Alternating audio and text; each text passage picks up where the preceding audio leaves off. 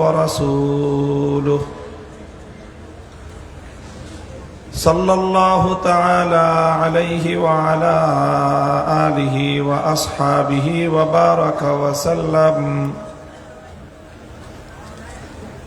وبارك وسلم تسليما كثيرا. أما بعد، فأعوذ بالله من الشيطان الرجيم. بسم الله الرحمن الرحيم. الذين إن مكناهم في الأرض أقاموا الصلاة وآتوا الزكاة وأمروا بالمعروف ونهوا عن المنكر ولله عاقبة الأمور.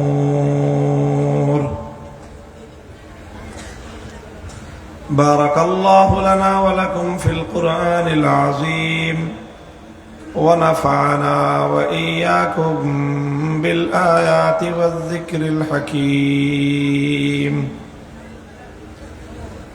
اللهم صل على محمد وعلى آل محمد كما صليت على إبراهيم وعلى آل إبراهيم إنك حميد مجيد. اللهم بارك على محمد وعلى آل محمد كما باركت على إبراهيم وعلى آل إبراهيم إنك حميد مجيد.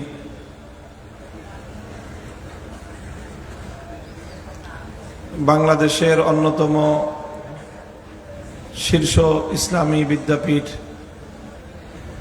জামিয়া ইসলামিয়া পটিয়া মাদ্রাসার আজিমুশান সালানা ইজলাসে আল্লাহ পাক রব্বুল আলামিন আমাদের যাদেরকে শরীক হওয়ার তৌফিক দিয়েছেন, আকাবির এবং আসলাফদের ইয়াদগার এই মাদারে ইলমি কাননে আমাদেরকে সমবেত হওয়ার সৌভাগ্য দান করেছেন।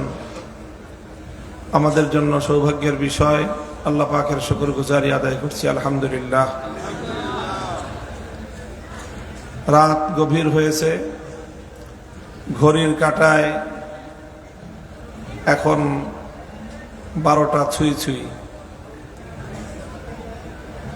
আগামীকালকেও মাহফিল চলবে, কাজেই আর দীর্ঘ আলোচনা করাটা মুনাসিব হবে না। আর আমাদেরও গন্তব্য বহুদূর, প্রয়োজনও নেই। দীর্ঘ সময় ধরে আপনারা একের পর এক দেশের বরেণ্য উলামায়ে কেরামের কাছ থেকে অত্যন্ত গুরুত্বপূর্ণ দিক নির্দেশনামূলক আলোচনা শুনেছেন। আমি আপনাদের সম্মুখে পবিত্র কোরআনে কারীমের সূরাতুল হজ্জের 41 নম্বর আয়াতটি তেলাওয়াত করেছি। যারা উলামায়ে কেরাম, তালেবুল ইলম, আয়াতের বিষয়বস্তু ইতিমধ্যেই তারা বুঝতে পারার কথা। আল্লাহ পাক রব্বুল আলামিন আমার তেলাওয়াতকৃত এই আয়াতের মধ্যে ঈমানদারদের একটা বৈশিষ্ট্যের কথা বর্ণনা করেছেন। যারা মুমিন, আল্লাহ যাদেরকে ভালোবাসেন, যারা মুসলমান, তাদের একটা সিফাত, তাদের একটা গুণ, তাদের একটা ক্যারেক্টারের কথা আলোচনা করেছেন। বৈশিষ্ট্যটা হলো এই যে ইম্মাক্কান্নাহুম ফিল আরদ। আল্লাহ বলতেছেন যে আমি যদি তাদেরকে পৃথিবীতে প্রতিষ্ঠা দান করি, তাদেরকে যদি আমি পৃথিবীতে প্রতিষ্ঠিত করি, পূর্বাপর সকল মুফাসসিরিনে কেরামগণ, একেবারে ইমাম ইবনে কাসির রহমতুল্লাহ আলাইহি থেকে নিয়ে শুরু করে আধুনিক যুগের মুফাসসিরিনে কেরাম প্রায় সকলেই কোরআনে কারীমের যে এখানে আয়াত রয়েছে মাক্কান্নাহুম তামকিন ফিল আরদ, এর অর্থ এটাই করেছেন যার সারমর্ম শব্দ ভিন্ন ভিন্ন হতে পারে, মূল কথা হলো আল্লাহ বলেছেন যদি আমি ইমানদারদেরকে পৃথিবীতে ক্ষমতা দান করি। কি দান করি? ক্ষমতা, সালতাহ যদি আমি তাদেরকে দান করি, কুওয়াতান ফিল আরদ, আমি যদি পৃথিবীতে তাদেরকে ক্ষমতা দান করি, এই ক্ষমতাটা রাষ্ট্র ক্ষমতাই হবে। রাষ্ট্র ক্ষমতা ছাড়া জমিনে ভূখণ্ডের উপর অন্য কোনো ক্ষমতা এমন হয় না যেটাকে তামকিন ফিল আরদ বলা যায়। তো এই জন্য কোরআনে কারীমের এই আয়াতের সরল অর্থ হলো আল্লাহ বলছেন যে আমি যদি ইমানদারদেরকে রাষ্ট্র ক্ষমতা দান করি, এই কথার দ্বারা ইসলামী আকীদার একটা গুরুত্বপূর্ণ একটা শিক্ষা এখান থেকে পাওয়া যায়। সেটা হলো প্রকৃত অর্থে এই জমিনে মানুষকে ক্ষমতা দেওয়ার মালিককে আল্লাহ। আর একটু আস্তে বলেন আপনারা। জমিনে মানুষকে রাষ্ট্র ক্ষমতা দেওয়ার প্রকৃত মালিককে আল্লাহ। সে আল্লাহ বলছেন ইম্মাক্কান্নাহুম ফিল আরদ, আমি যদি ইমানদারদেরকে রাষ্ট্র ক্ষমতা দান করি তাহলে তারা কি করবে?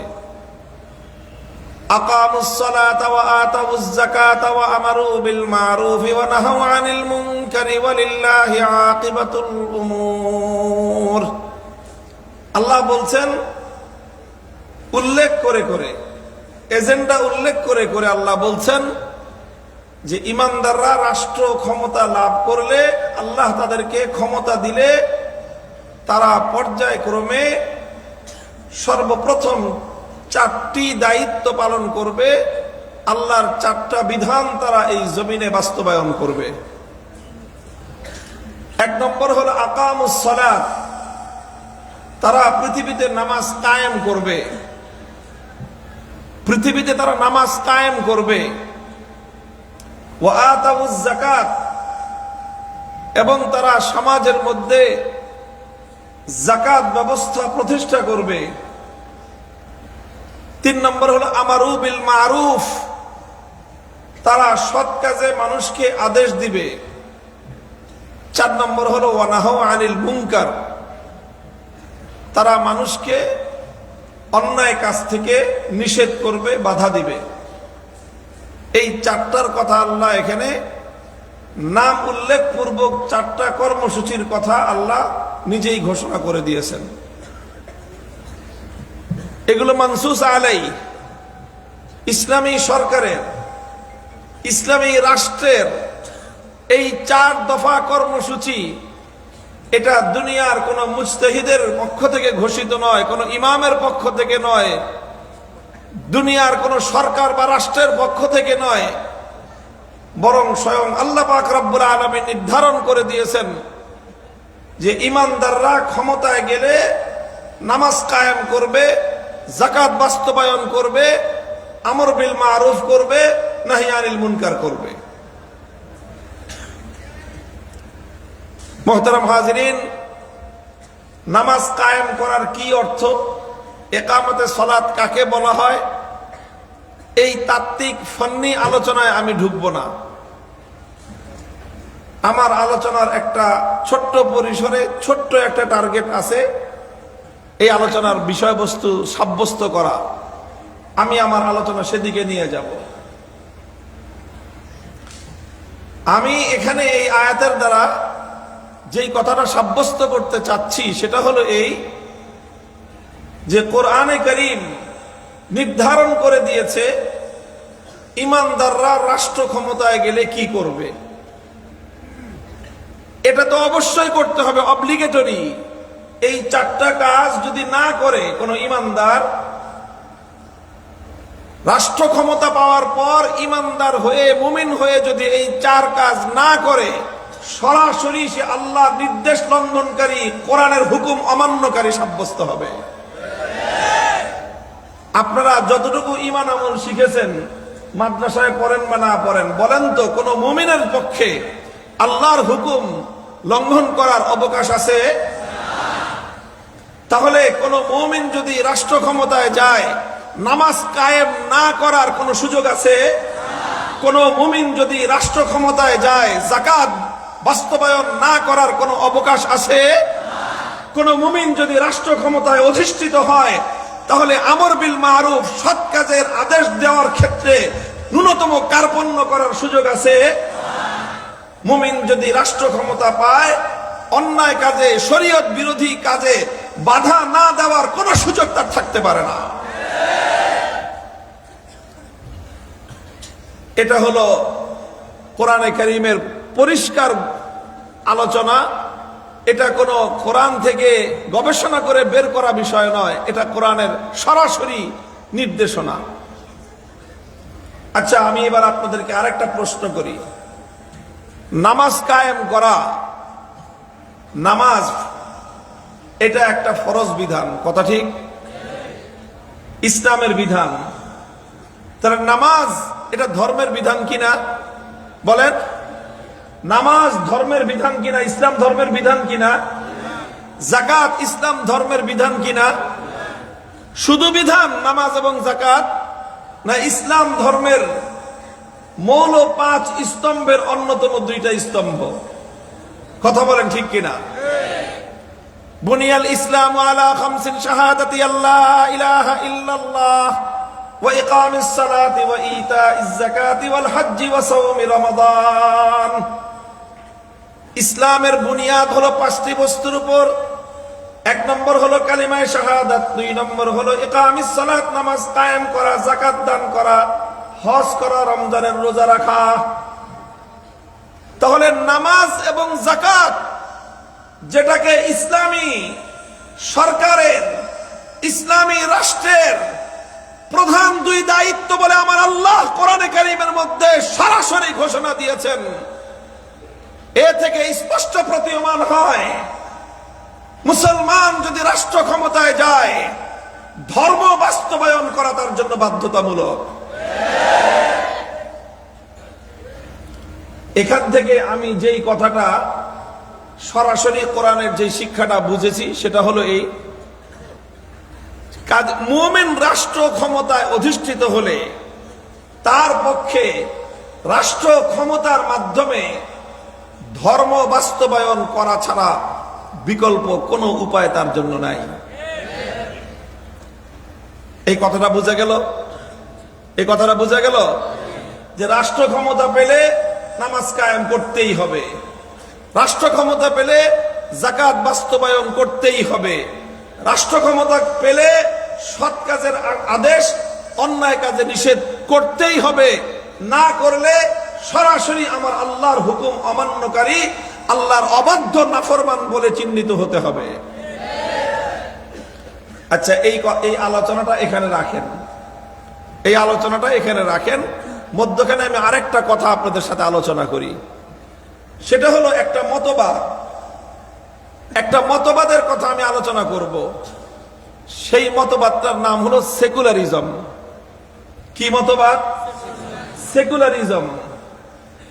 এটাকে ওনারা অনুবাদ করেন ধর্মনিরপেক্ষতা। কি অনুবাদ? ধর্মনিরপেক্ষতা। সেকুলারিজমের অনুবাদ ধর্মনিরপেক্ষতা হবে কি হবে না, এগুলো নিয়ে শাস্ত্রীয় আলোচনা আছে। আমি সেই ডিটেলস এবং গভীর আলোচনায় যাচ্ছি না। কেউ কেউ সেকুলারিজমের অনুবাদ করেন ইহজাগতিকতা দিয়ে, আবার ব্যাপকভাবে রাজনৈতিক অঙ্গনে সেকুলারিজমকে অনুবাদ করা হয় ধর্মনিরপেক্ষতার মাধ্যমে।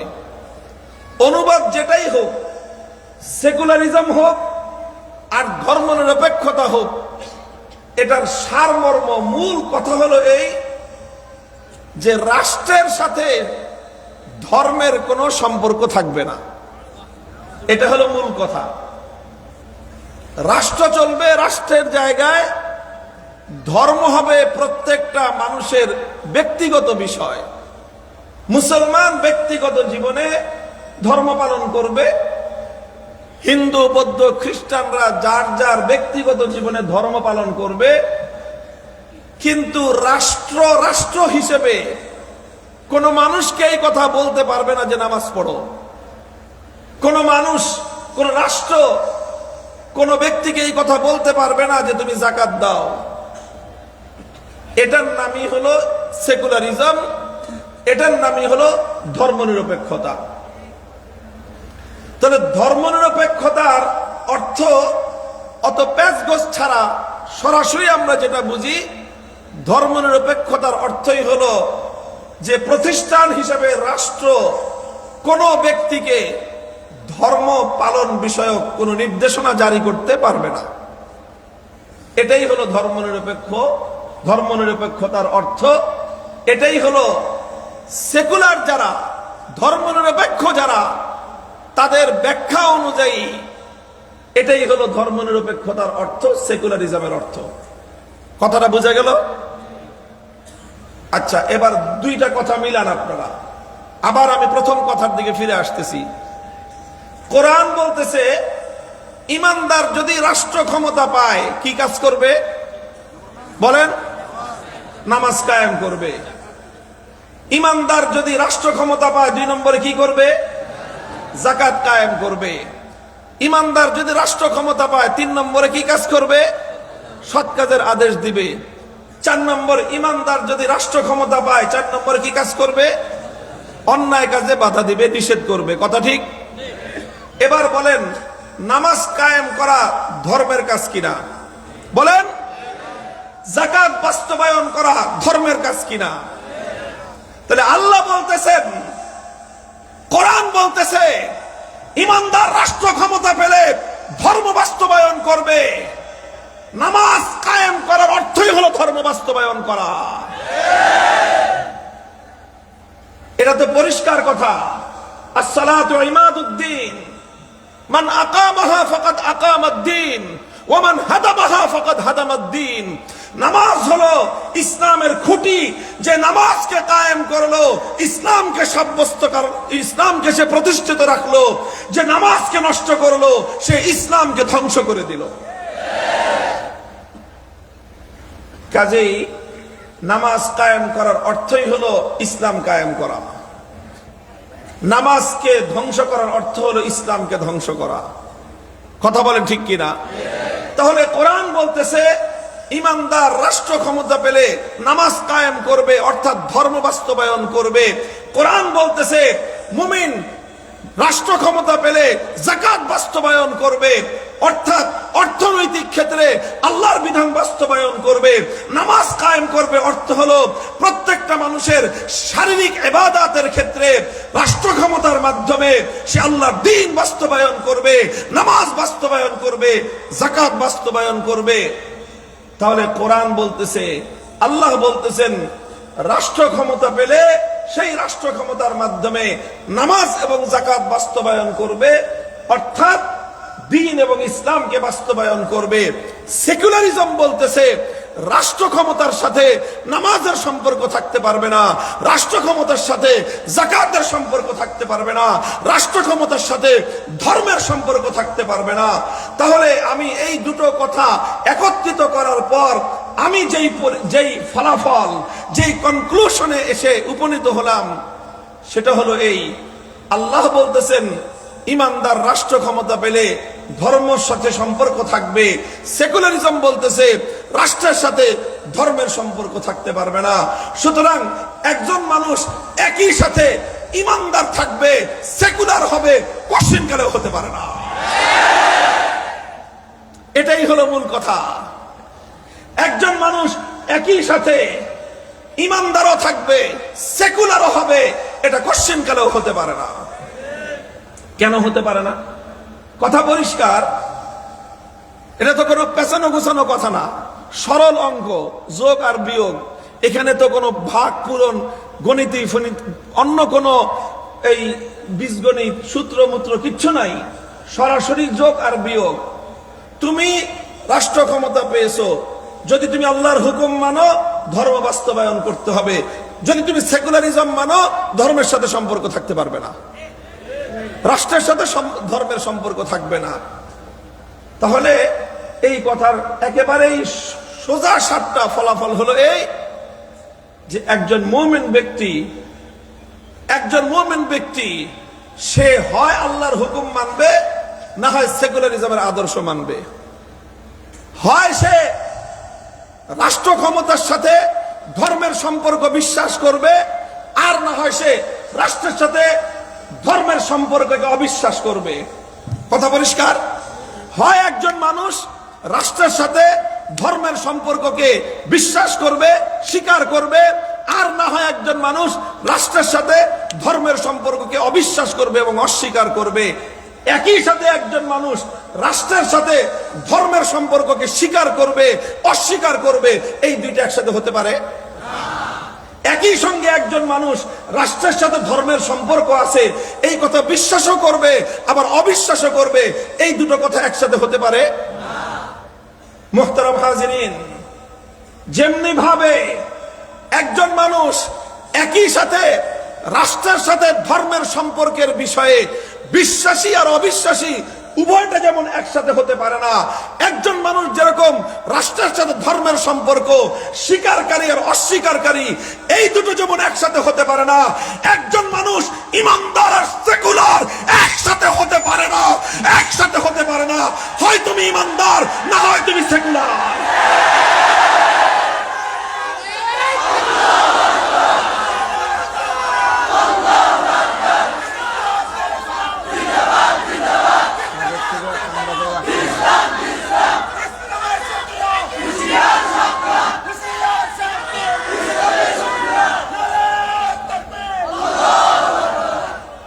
মুহতারাম হাজিরিন, এটা বড় দুঃখ এবং পরিতাপের বিষয়, এটা খুবই আফসোসের বিষয় যে এমন দিবালোকের ন্যায় পরিষ্কার একটা কথা, এমন দিবালোকের ন্যায় পরিষ্কার কথা, সেকুলারিজমের এই ব্যাখ্যা তো এটা আমাদের দেওয়া না, সেকুলারদের দেওয়া, যে রাষ্ট্র ধর্মের সঙ্গে সম্পর্ক রাখতে পারবে না, এই ব্যাখ্যা তো আমরা দেই না, এই ব্যাখ্যা তো সেকুলাররাই দেয়, এই ব্যাখ্যা তো ধর্মনিরপেক্ষ মতবাদীরাই দেয়।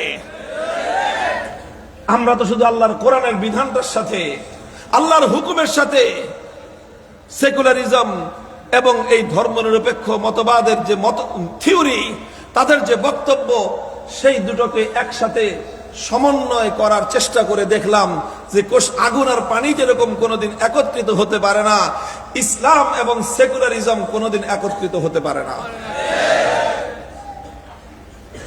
আসলে প্রকৃত অর্থে যেই জায়গাটায় মুসলমানদেরকে ধোঁকা দিয়েছে সেকুলারিজম, এটা মূলত শুধুমাত্র একটা রাজনৈতিক মতবাদ নয়, এটা একটা ধর্মের নাম। কথা বুঝাইতে পারলাম না? সেকুলারিজম এটা শুধুমাত্র একটা রাজনৈতিক মতবাদ নয়, এটা একটা ধর্মের নাম। এটা কিসের নাম ভাই? একটা মানুষ একসাথে কয়টা ধর্ম অনুসরণ করতে পারে? তাই চিৎকার করে বলেন, একজন মানুষ একসাথে কয়টা ধর্ম অনুসরণ করতে পারে? তো একটা মানুষ যদি একসঙ্গে একটা ধর্মই অনুসরণ করতে পারে, একজন মুসলমান হিন্দু হতে পারে? একজন হিন্দু একই সাথে হিন্দু থেকে বৌদ্ধ হতে পারে? একজন মানুষ বৌদ্ধ হয়ে একই সাথে বৌদ্ধ থাকবে, খ্রিস্টান হবে, হতে পারে?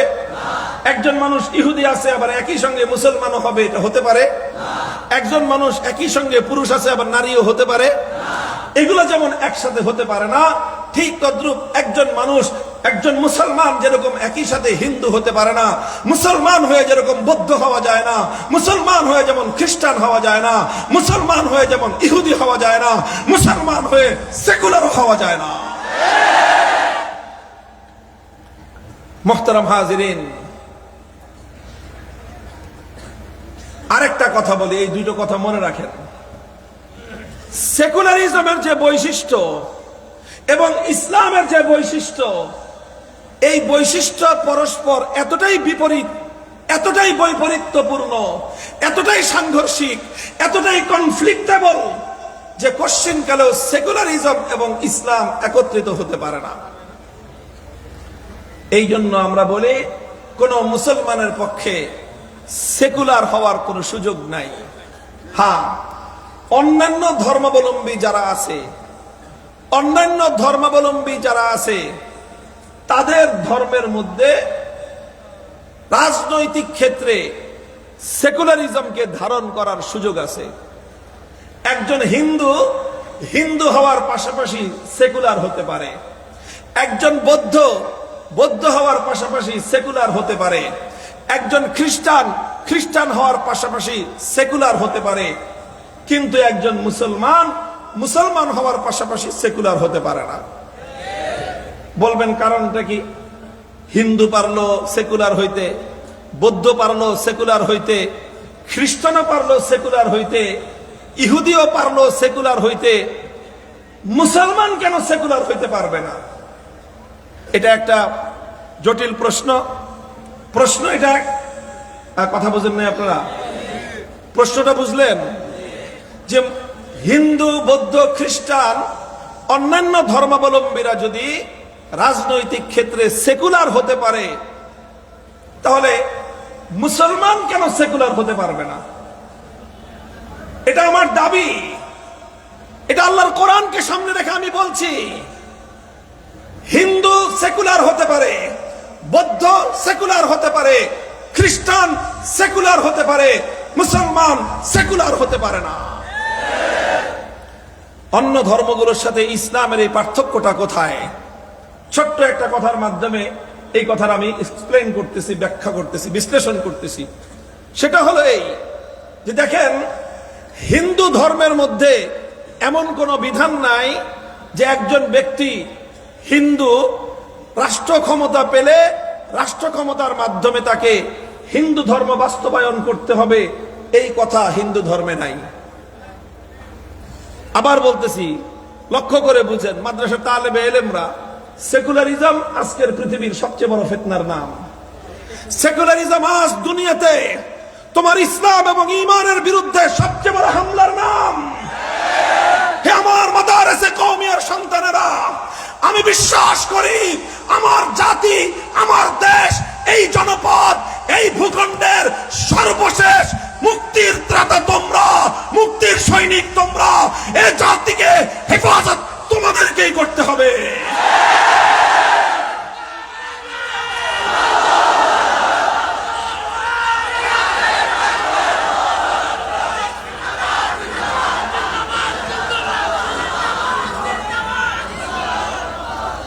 যেহেতু তোমাদেরকে করতে হবে, খুব ভালো করে বুঝে নাও, যুগের সবচেয়ে বড় ফিতনার নাম হলো সেকুলারিজম।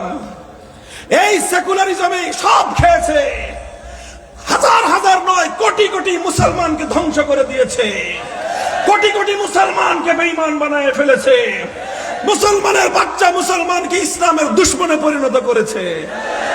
দিস ইজ সেকুলারিজম, এটার নাম সেকুলারিজম। দুঃখ লাগে, আমরা অন্য সবকিছুর পিছনে আমাদের অনেক শ্রম যায়, মেহনত যায়, কিন্তু আমাদের ঘরগুলোকে উজাড় করে দিল, উম্মতকে ধ্বংস করে দিল। সেকুলারিজমের ব্যাপারে আমরা এখনো পর্যন্ত ততটা সোচ্চার হলাম না। আল্লাহ উম্মতকে তানাব্বুহ দান করেন, উম্মতকে জাগ্রত হওয়ার তৌফিক দান করেন। একজন হিন্দু সেকুলার হতে পারে, একজন বৌদ্ধ সেকুলার হতে পারে। বৌদ্ধ কেন সেকুলার হতে পারে? কারণ বৌদ্ধ ধর্মের মধ্যে এমন কোন বিধান নাই যে রাষ্ট্র ক্ষমতায় গেলে ক্ষমতা দিয়ে তোমাকে বৌদ্ধ ধর্ম বাস্তবায়ন করতে হবে, এমন বিধান বৌদ্ধ ধর্মে নাই। খ্রিস্ট ধর্মে এমন কোন বিধান নাই যে খ্রিস্টান রাষ্ট্র ক্ষমতা পেলে সেই ক্ষমতার মাধ্যমে তাকে খ্রিস্ট ধর্ম বাস্তবায়ন করতে হবে, এমন কোন বিধান নাই। সুতরাং হিন্দু, বৌদ্ধ, খ্রিস্টান এই ধর্মগুলোর মধ্যে রাষ্ট্র ক্ষমতার মাধ্যমে ধর্মকে বাস্তবায়ন করার কোনো বিধান না থাকার কারণে একজন মানুষ হিন্দু হয়ে হিন্দু ধর্ম পালন করতে পারে, আবার সে রাষ্ট্র ক্ষমতা পেয়ে রাষ্ট্র ক্ষমতাকে হিন্দু ধর্ম থেকে আলাদাও রাখতে পারে। তার হিন্দু ধর্মেও সমস্যা হয় না, তার সেকুলারিজমেও সমস্যা হয় না। একজন বৌদ্ধ যেহেতু তার ধর্ম তাকে এটা বাধ্যতামূলক করে নাই যে ক্ষমতা পেলে ধর্ম বাস্তবায়ন করতে হবে, সুতরাং সে বৌদ্ধ ধর্ম অনুসরণ করে বৌদ্ধ থাকতে পারে, আবার সেকুলারিজম অনুসরণ করে ধর্মকে রাষ্ট্র থেকে আলাদা রাখতে পারে, তার জন্য কোনো সমস্যা নাই। একজন খ্রিস্টান একইভাবে, যেহেতু তার ধর্ম তাকে এই কথা বলে নাই যে তুমি রাষ্ট্র ক্ষমতা পেলে সেই ক্ষমতার মাধ্যমে তোমার ধর্মকে বাস্তবায়ন করবা, এই কারণে খ্রিস্টান সে রাষ্ট্র ক্ষমতা পেলে তার রাষ্ট্রকে ধর্ম থেকে আলাদা রাখতে পারে, এতে তার ধর্মের কোনো বিধান লঙ্ঘন হয় না। আবার সেকুলারিজমও ঠিক থাকে, কারণ সেকুলারিজমের যে মূল চরিত্র, ধর্মকে রাষ্ট্র থেকে আলাদা রাখতে হবে, রাষ্ট্রকে ধর্ম থেকে আলাদা রাখতে হবে, এটাও তার পক্ষে করা সম্ভব। এই জন্য হিন্দু হিন্দু থেকে সেকুলার হতে পারে, বৌদ্ধ বৌদ্ধ থেকে সেকুলার হতে পারে, খ্রিস্টান একই সঙ্গে খ্রিস্টান এবং সেকুলার হতে পারে। কিন্তু একজন মুসলমান যদি মুসলমান থেকে সেকুলার হতে যায়, তাহলে একসঙ্গে দুই নৌকায় তার পক্ষে পা দেওয়া সম্ভব নয়। কেন সম্ভব নয়? আবার সেই প্রশ্নে আমি ফিরে আসতেছি, কেন সম্ভব নয়? সম্ভব নয় এই জন্য, যেহেতু হয় তোমাকে রাষ্ট্রের সাথে ধর্মকে সম্পর্ক রাখতে হবে।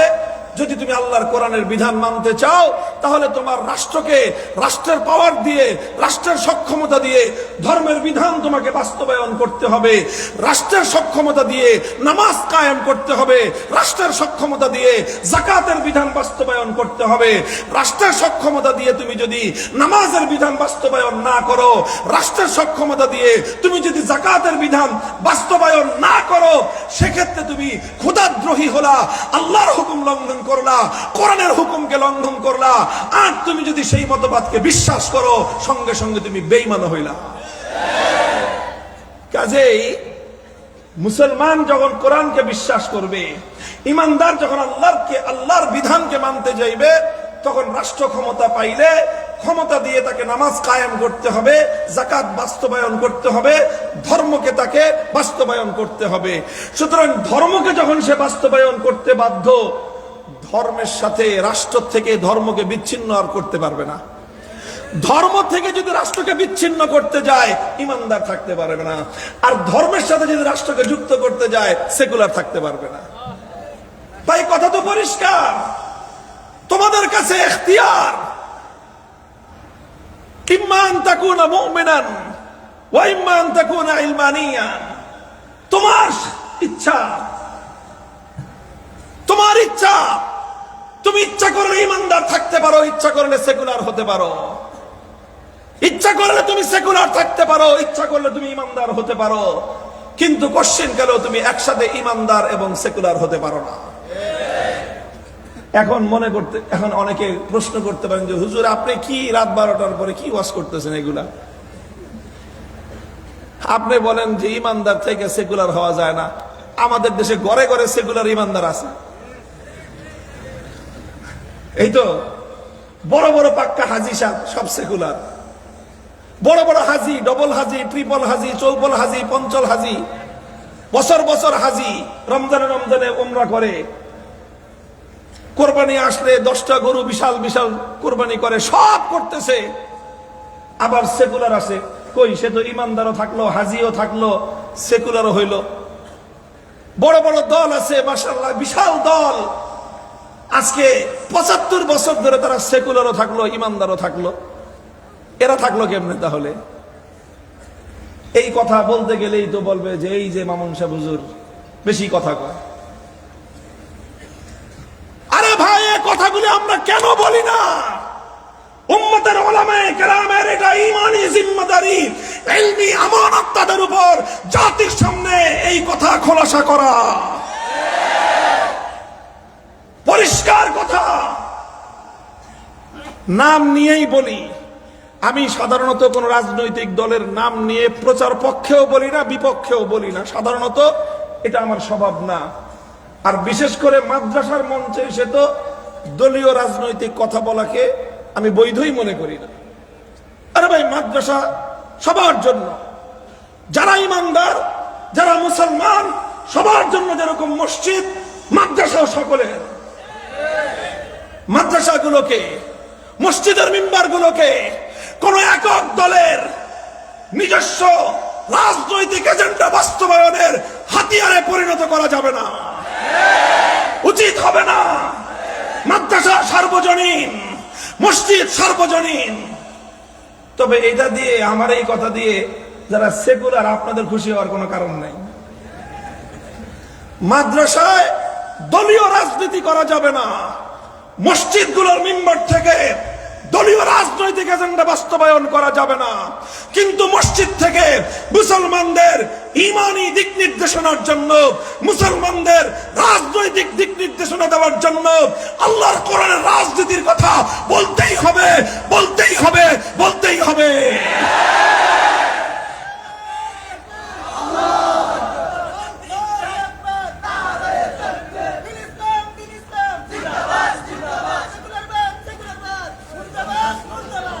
এটা অবশ্যই বলতে হবে।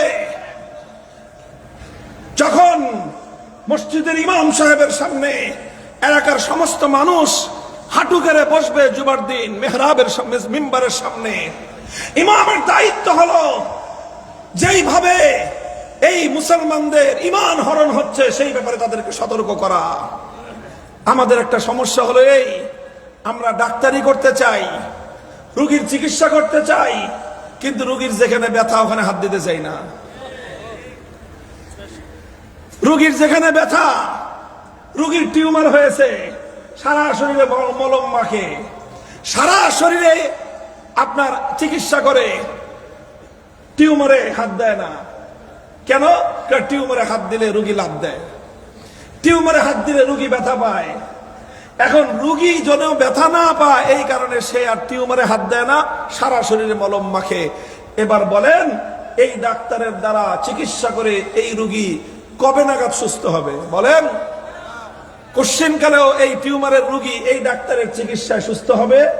হবে না, হবে না। তুমি যদি সত্যিকার অর্থে ডাক্তার হয়ে থাকো, তুমি যদি সত্যিকার অর্থে রোগীর কল্যাণকামী হয়ে থাকো, আর হে রোগী, তুমি যদি সত্যিকার অর্থে তোমার নিজের সুস্থতা কামনা করে থাকো, তাহলে তোমাকে কথা মেনে নিতে হবে। তোমার টিউমার হয়েছে, টিউমারের মধ্যে পয়জন জমা হয়েছে, টিউমারের মধ্যে তোমার ওখানে নানা ধরনের বিষাক্ত রক্ত পুষ জমা হয়েছে। যতক্ষণ পর্যন্ত তোমার টিউমারকে ওখানে অপারেশন করার মাধ্যমে সেখান থেকে বিষাক্ত পয়জন দূর না করা হবে, সারা শরীরে মলম মাখলেও কোনোদিন তুমি সুস্থ হতে পারবে না। আর তোমার টিউমারের মধ্যে হাত দিলে ব্যথা তো একটু লাগবেই, ব্যথা লাগবেই, এবং ব্যথা যখন লাগবে রোগী একটু লাফাবেই। আর রোগীর লাফালাফি দেখে যদি ডাক্তার ভয় পেয়ে যায়, তো বেটা তোমাকে ডাক্তারি করতে কে বলছে? কে বলছে তোমাকে ডাক্তারি করতে? রোগী যদি লাফালাফি করে বেশি, তাহলে প্রয়োজনে 4-5 জন লোক আনো, ঠাইসা ধরো, ঠাইসা ধরে তারপরে ওর যে কি বলে এটাকে টিউমার, এটা অপারেশন করো।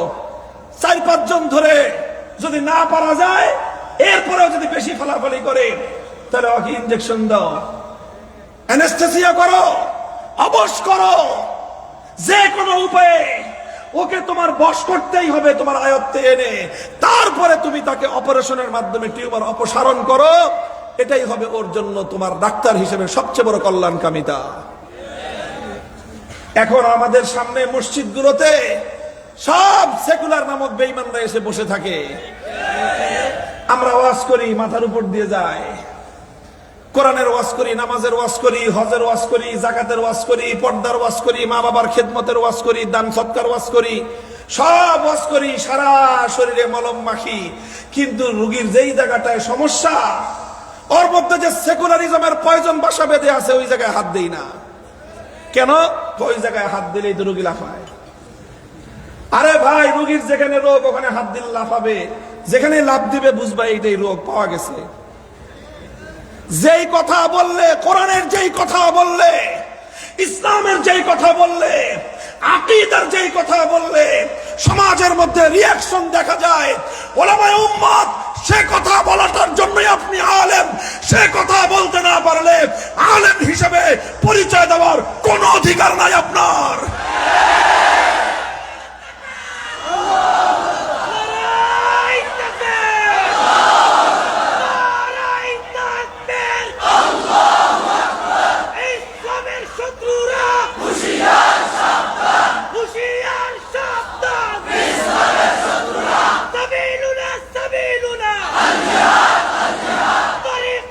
طريقنا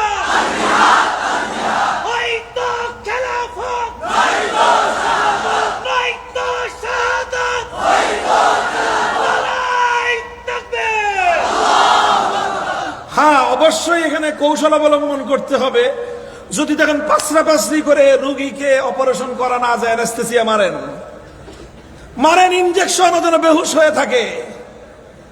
যে করেই হোক রোগীর শরীর থেকে বিষাক্ত পয়জনের টিউমার যেমন অপসারণ করতে হয়, ইমানের রোগীর শরীর থেকে, তার দিল দিমাগ থেকে, তার হৃদয়ের গহীন থেকে সেকুলারিজম নামক কুফরি এই জার্ম আমাদেরকে জাতির ইমানদারদের সন্তানদের হৃদয় থেকে উৎখাত করতেই হবে আমাদেরকে।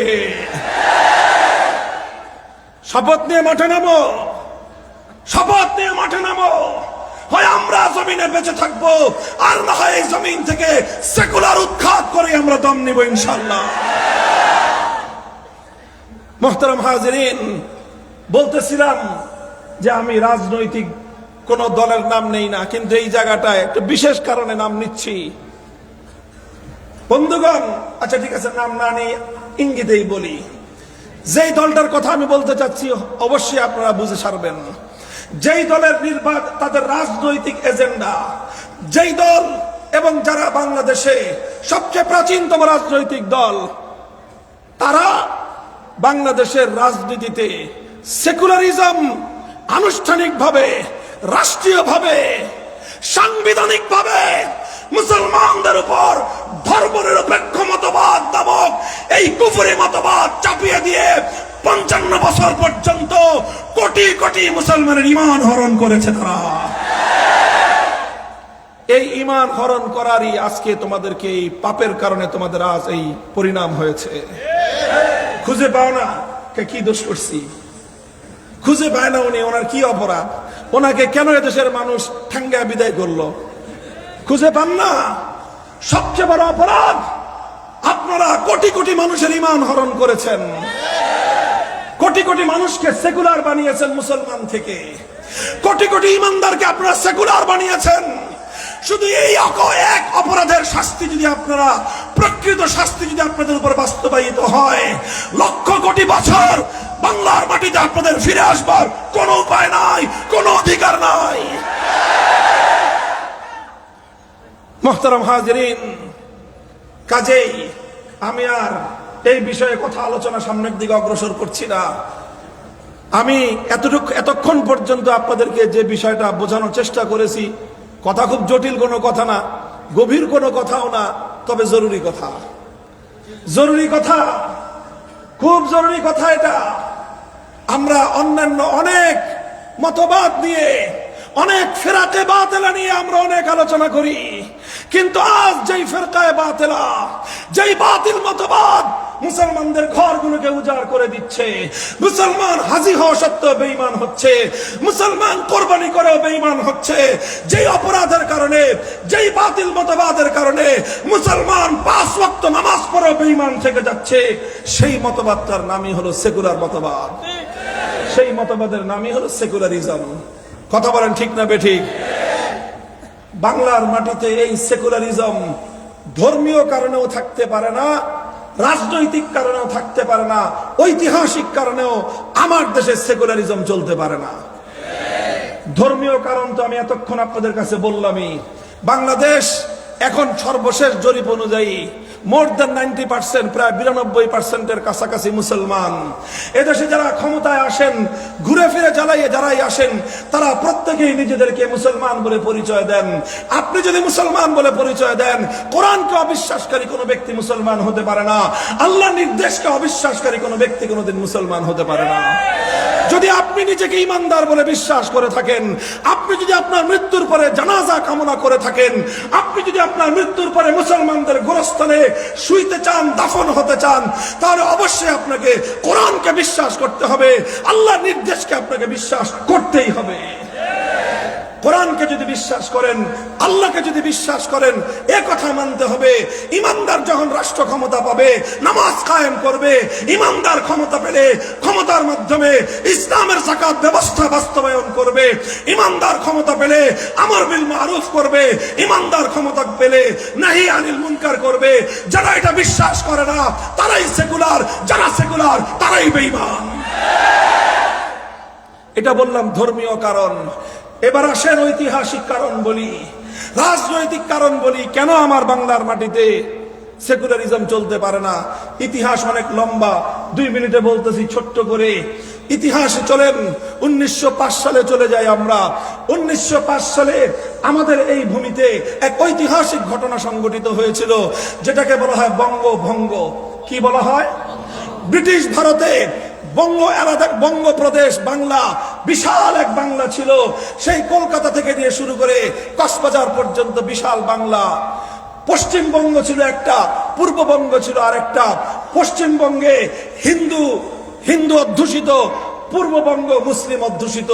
মুসলমানরা চাইলো আমাদের কক্সবাজার চট্টগ্রাম থেকে কলকাতা বহুদূর বহুদূর বহুদূর, আমাদের রাজধানী এত দূরে থাকতে পারে না।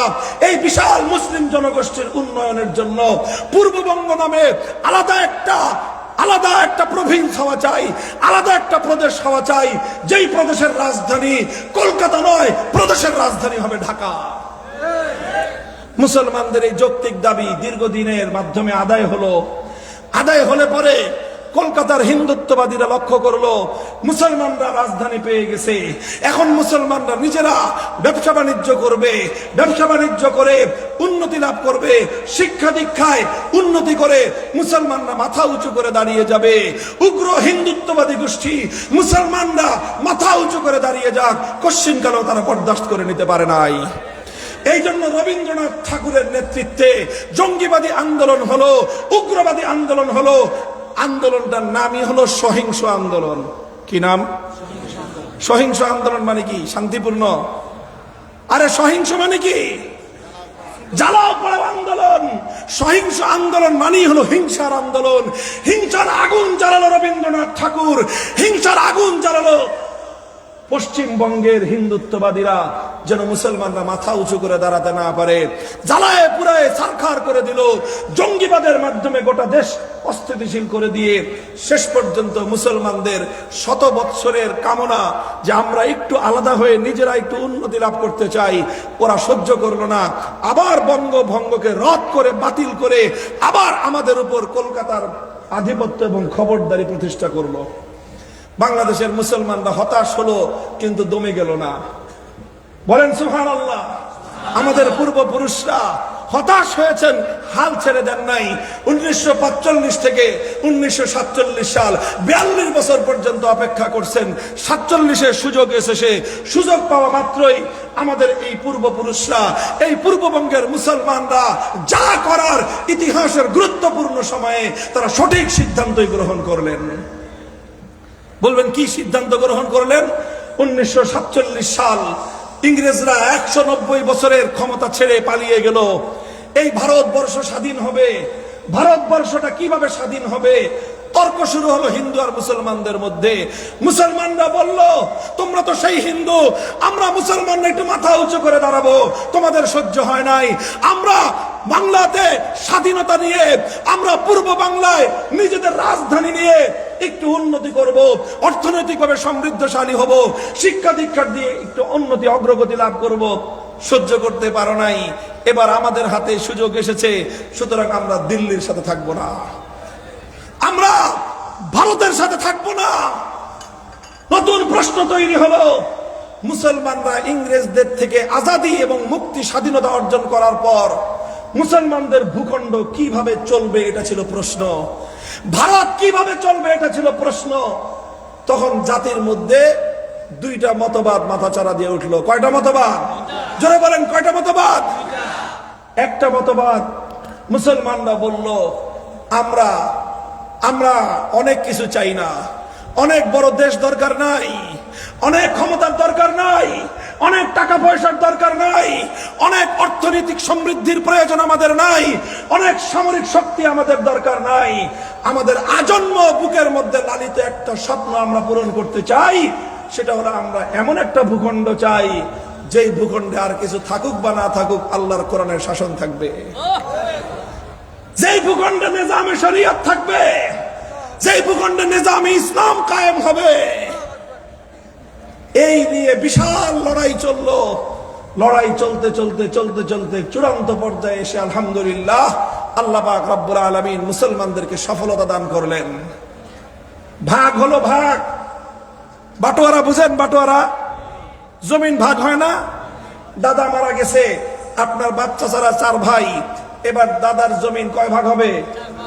আপনার বাপ চাচারা যদি 2 ভাই হয়, কোনো ফুফু নাই, দাদি নাই, কেউ নাই, শুধু আপনার বাপ আর চাচা 2 ভাই, আপনার দাদার সম্পত্তি কয় ভাগ হবে? 2 ভাগ হবে। 1 ভাগ আপনার বাবা পাবে, আর 1 ভাগ আপনার চাচা পাবে। কথা ঠিক?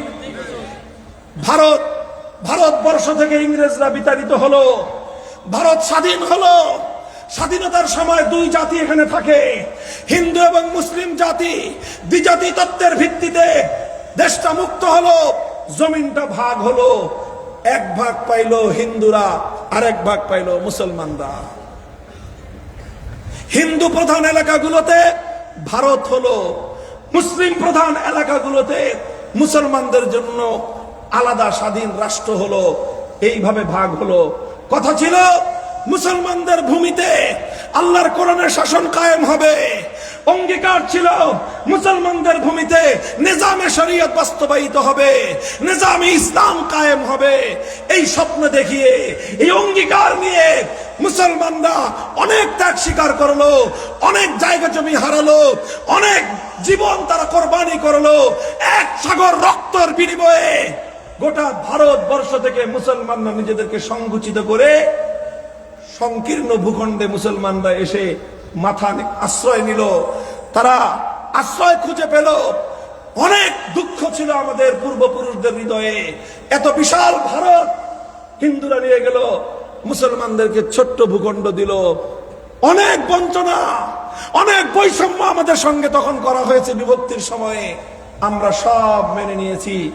একটা স্বপ্ন ছিল, আর কিছু হোক আর না হোক, আমাদের ভূখণ্ডে একমাত্র শাসন চলবে, আইন চলবে কার? চলবে নিজামে শরিয়ত, চলবে নিজামে ইসলাম। এইভাবেই 1947 সালে দেশটা ভাগ হলো। ওই পারে পশ্চিম পাকিস্তান, প্রায় 2000 মাইল দূরে এই পারে হলো পূর্ব পাকিস্তান। এইভাবে ভারতবর্ষ জমিন ভাগ হলো। দুর্ভাগ্য সেটা আরেক জায়গা দিয়ে, মাঝখান দিয়ে পশ্চিম পাকিস্তানের খান পাঠানরা 24 বছর পর্যন্ত আমাদের সঙ্গে গাদ্দারি করলো। যেই কোরআনের কথা বলে, যে ইসলামী শরীয়তের কথা বলে, ইসলামী শাসন ব্যবস্থার কথা বলে, পশ্চিম পাকিস্তানিরা 2000 মাইল দূর থেকে আমাদের এই পূর্ববঙ্গের, পূর্ব পাকিস্তানের মুসলমানদের সমর্থন আদায় করেছিল। ক্ষমতায় যাওয়ার পর সেই অঙ্গীকারের কথা ওরা ভুলে গেল, গাদ্দারি করলো, বিশ্বাসঘাতকতা করলো। 24 বছর আমরা সহ্য করলাম। 71-এর মহান মুক্তিযুদ্ধের মধ্য দিয়ে সেই কোরআনের সঙ্গে গাদ্দারি যারা করলো, ইসলামের সঙ্গে যারা বিশ্বাসঘাতকতা করলো, সেই খান পাঠানদেরকে ঝাঁটাপেটা করে বিদায় করে দিলাম। আসলো 71-এর পরে আসলো 72। দুঃখ আর অনেক লম্বা দুঃখের কাহিনী, এত কাহিনী বলার সময় নাই। আবার আসলো 2024 সালে এসে আমাদের 72-এর যে বঞ্চনা, 47-এর যে বঞ্চনা, সব বঞ্চনার পাই পাই করে হিসাব নেওয়ার জন্য বাংলার মাটিতে আবার বালাকোট আসলো। শাপলা চত্বরে রক্ত দিল নবী প্রেমিক তাওহীদি জনতা, শাপলা চত্বরে জীবন দিল ওলামায়ে কেরাম, শাপলা চত্বরে জীবন দিল মাদ্রাসার তালেবে ইলমরা। সেই রক্তের উপর বিপ্লবের ভিত কায়েম হলো। সেই ভিতের উপর দাঁড়িয়ে 24-এ গণ অভ্যুত্থান হলো। 5ই আগস্ট স্বৈরাচারী ফ্যাসিবাদী ভারতের কৃতদাসী বাংলার মাটি থেকে পালিয়ে যেতে বাধ্য হলো।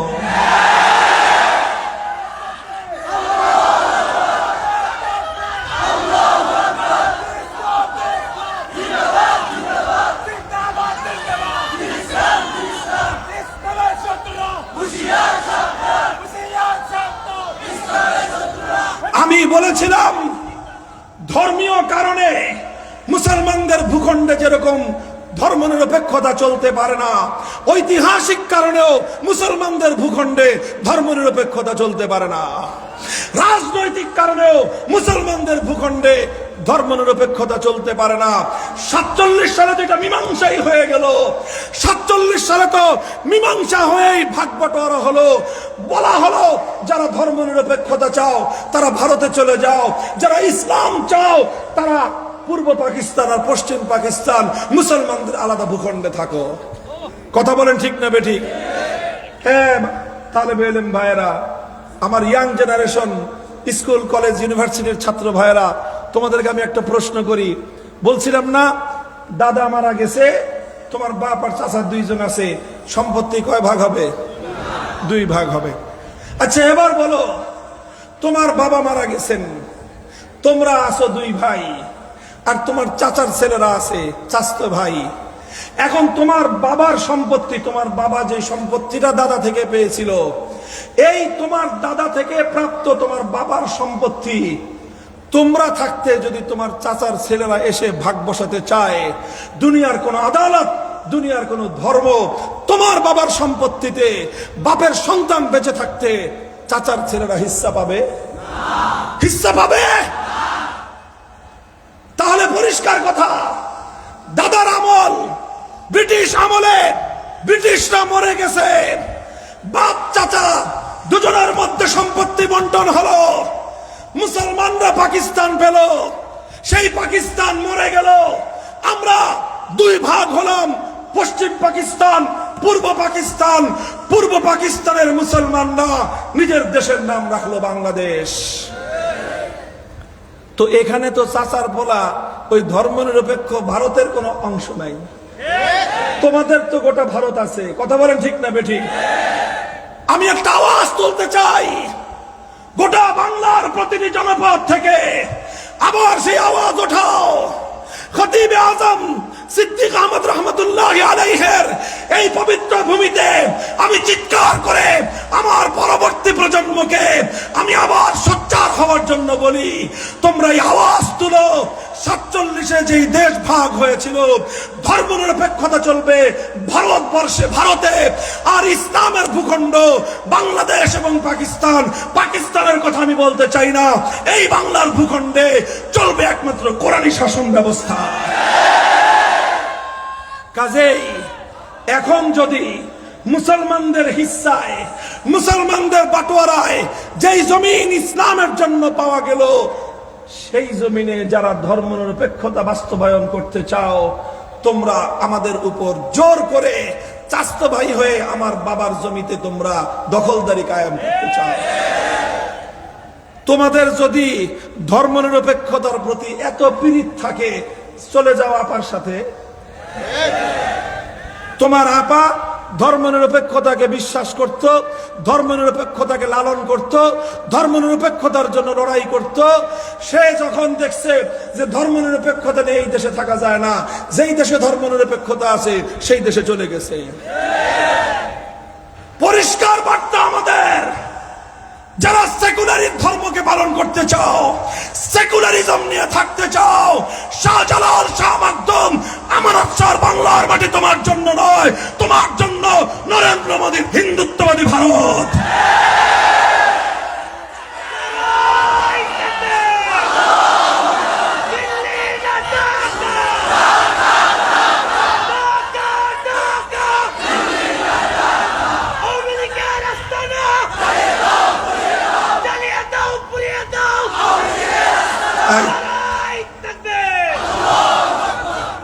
কারো আস্তানা জ্বালাইতে বলছি আমি? হ্যাঁ, আমি এই জ্বালাও পোড়াও আস্তানা জ্বালিয়ে দেওয়ার দায়িত্ব নিব না। আমি শুধু বলছি ভিসা পাসপোর্ট যা লাগে সব করে দিব, চলে যাও গাট্টি গুট্টি নিয়ে। তোমাদের আপাকে তো আমরা বাংলাদেশের টাকা দিয়ে হেলিকপ্টার ভাড়া করে দিছি, যা। কথা বলেন ঠিক কিনা? তোমরা যাইতে চাও, সবার জন্য হেলিকপ্টার দিতে পারবো না, বাসে করে পাঠায় দিব, ট্রেনে করে পাঠায় দিব, চলে যাও। কথা পরিষ্কার, এক জায়গায় এক রাষ্ট্রের মধ্যে সাংঘর্ষিক 2 মতবাদ একসাথে চলতে পারে না। হয় 47-এর দেশ বিভক্তির রুলস অনুযায়ী তোমরা যারা ধর্মনিরপেক্ষতা চাও, বিশাল নিখিল ভারত আছে, সেখানে চলে যাও, অসংখ্য অগণিত মানুষের জায়গা সেখানে হবে। যারা ইসলাম নিয়ে বাঁচতে চাও, শাহজালালের বাংলায় মাথায় কাপড়ের কাপড় পরে আল্লাহর জমিনে আল্লাহর দ্বীন জিন্দা করবার জন্য প্রস্তুতি নাও।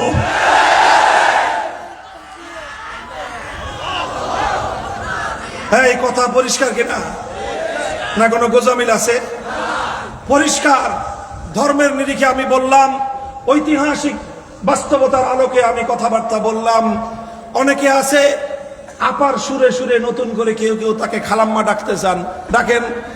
যদি আপনাদের কাছে মনে হয় যে আপনার পূর্বপুরুষরা যে রাজনৈতিক দলটা প্রতিষ্ঠা করেছিল, বিসমিল্লাহির রহমানির রহিম পড়েছিল, যিনি আল্লাহর উপর অবিচল আস্থা এবং বিশ্বাস সংযুক্ত করেছিলেন, তার আদর্শ যদি ভালো না লাগে, তার চেয়ে খালাম্মার আদর্শ যদি ভালো লাগে, যান খালাম্মার সাথে চলে যান সেই দেশে, যেই দেশে গেলে ধর্মনিরপেক্ষতা নিয়ে থাকা যাবে।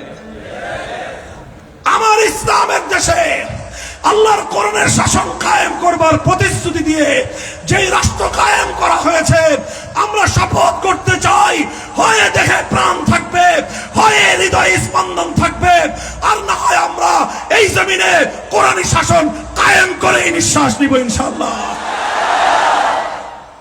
আল্লাহ পাক আমাদেরকে বুঝবার তৌফিক দান করেন। এটা আমাদের লড়াই, এটা আমাদের সংগ্রাম। মুহতারাম হাজিরিন, দেখেন 24 যে বিপ্লব হয়েছে, আমি 24-এর এই বিপ্লবে আমার সন্তানদের, আমার ভাইদের অবদান নিয়ে শেষ দুটি কথা বলি। 2013 সালে শাপলা চত্বরে আমরা রক্ত দিয়ে এই বিপ্লবের পাটাতন তৈরি করেছি। 21 সালে আমরা রক্ত দিয়ে সেই বৃক্ষকে আবার সতেজ করেছি। তারপরে 24 সালে সেই বিপ্লব রং এনেছে, সেই বিপ্লব সফল হয়েছে, অভ্যুত্থান সফল হয়েছে, বাংলাদেশে নতুন করে আবার স্বাধীনতা ফিরে এসেছে। 24 সালেও প্রায় 100 কওমি আলেম ওলামা তালাবারা জীবন দিয়েছে। অনেক রক্ত দিয়েছি, অন্য কিছুর জন্য নয়, শুধু ক্ষমতার পালা বদলের জন্য নয়, ক্ষমতার গদির চেহারা পাল্টানোর জন্য নয়, ক্ষমতাসীনদের দল পরিবর্তনের জন্য নয়, শুধুমাত্র চেহারা বদল করবার জন্য নয়। রক্ত দিয়েছি আমরা আল্লাহর জন্য, রক্ত দিয়েছি ইসলামের জন্য, রক্ত দিয়েছি আল্লাহর কোরআনী শাসন কায়েম করবার জন্য।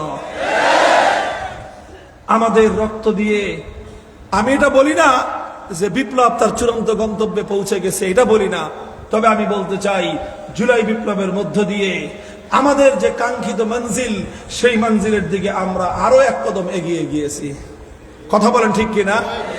এখন জুলাই সনদ হয়েছে, এই জুলাই সনদের বিষয়ে জাতিকে সচেতন করা এটা আমাদের দায়িত্ব এবং কর্তব্য। আমরা যারা শাপলা চত্বরকে ভালোবাসি, আমরা যারা 47-এর দেশ বিভক্তিকে ভালোবাসি, আমাদের জন্য ফরজ দায়িত্ব হয়ে দাঁড়িয়েছে এই জুলাই সনদকে জাতির সামনে যথাযথভাবে উপস্থাপন করা। আজ বাংলাদেশ এক ঐতিহাসিক একটা বাক বদলের মুহূর্তে এসে দাঁড়িয়েছে। আপনারা জানেন বাংলাদেশ ত্রয়োদশ জাতীয় নির্বাচনের মুখোমুখি। এই সময় আরেকটা নির্বাচন হবে। এটা শুধু সংসদ নির্বাচন নয়, সংসদ নির্বাচনের সাথে সাথে এটা একটা গণভোট হবে। শুনেছেন আপনারা? শুনেছেন? কিসের হবে গণভোট? গণভোটটা হবে দুইটা কথার উপর। একটা কথা হলো, কারা কারা জুলাই বিপ্লবকে সমর্থন করেন, কারা করেন না। যারা করেন জুলাই বিপ্লব হয়েছে, ভালো হয়েছে, এই বিপ্লব আমরা এই বিপ্লবের চেতনা রক্ষা করতে চাই। যারা জুলাই বিপ্লবের পক্ষে তারা হা বাক্সে ভোট দিবেন, যারা জুলাই বিপ্লবের বিপক্ষে তারা না বাক্সে ভোট দিবেন। আমি মনে করি যারা বাংলাদেশকে ভালোবাসে এমন কোন মানুষ জুলাই বিপ্লবের বিপক্ষে থাকতে পারে না। কথা পরিষ্কার? এটা আর লম্বা করলাম না, এটা রাজনৈতিক এজেন্ডা মনে করবেন না। আমি আমার দলে ভোট চাই নাই, আমি আমার মার্কায় ভোট চাই নাই, আমি আমার প্রতীকে ভোট দিতে বলেছি আপনাদের কাউকে?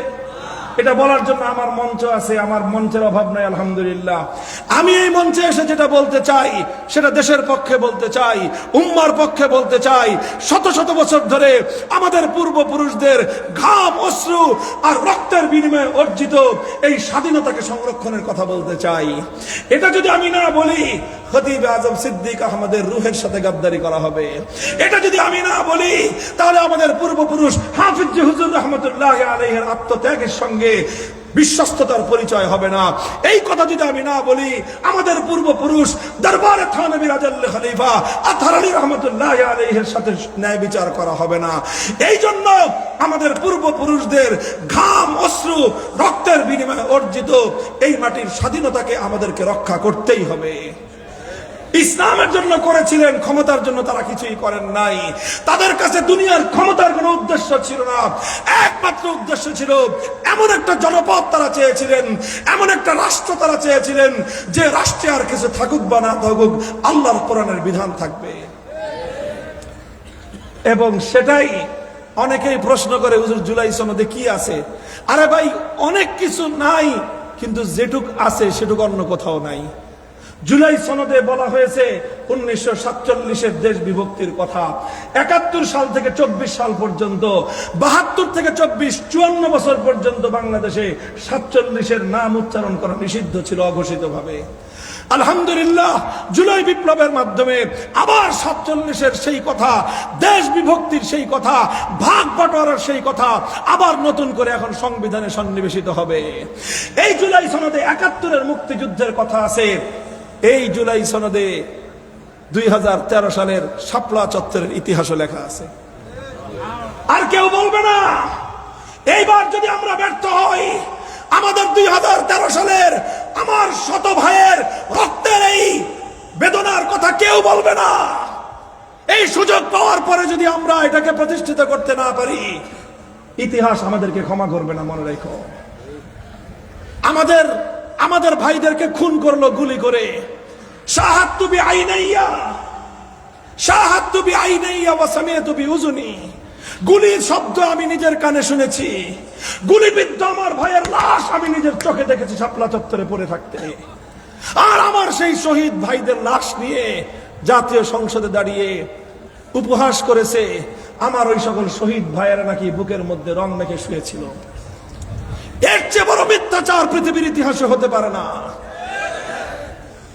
জীবন্ত লাশগুলো পড়েছিল 5ই মের আসরের পর থেকে 6ই মের ফজরের পর পর্যন্ত ওখানে লাশগুলো পড়েছিল। সারা পৃথিবী দেখেছে।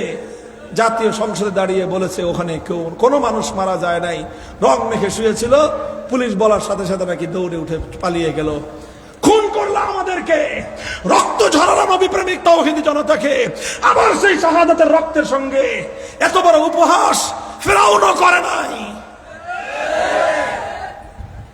আল্লাহ পাক রব্বুল আলামিন হেদায়েত নসিব করুক সবাইকে।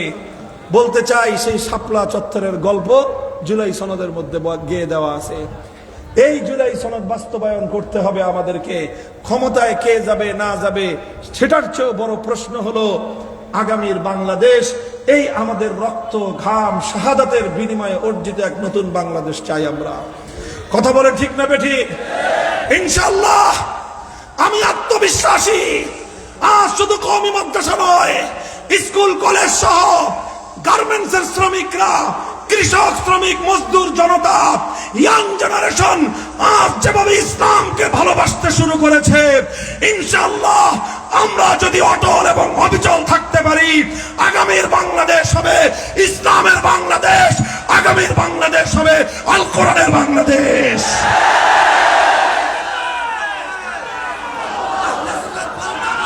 ইনশাআল্লাহ রাজি আছেন তো আপনারা? এই থাকবেন তো? নাসরুম মিনাল্লাহি ওয়া ফাতহুন করিব ওয়া আখিরু দাওয়ানা আলহামদুলিল্লাহি রাব্বিল আলামিন। আসসালামু আলাইকুম ওয়া রাহমাতুল্লাহ। সুবহানাল্লাহি ওয়া বিহামদিহি, সুবহানাকাল্লাহুম্মা ওয়া বিহামদিক, আশহাদু আল লা ইলাহা ইল্লা আনতা আস্তাগফিরুকা ওয়া আতুবু ইলাইক। ইয়া হাইয়্যু ইয়া কাইয়্যুম বিরহমাতিকা নাস্তাগীস আসলিহ লানা শা'রানা কুল্লাহু ওয়া লা তাকিলনা ইলা আনফুসিনা তারফাতা আইন।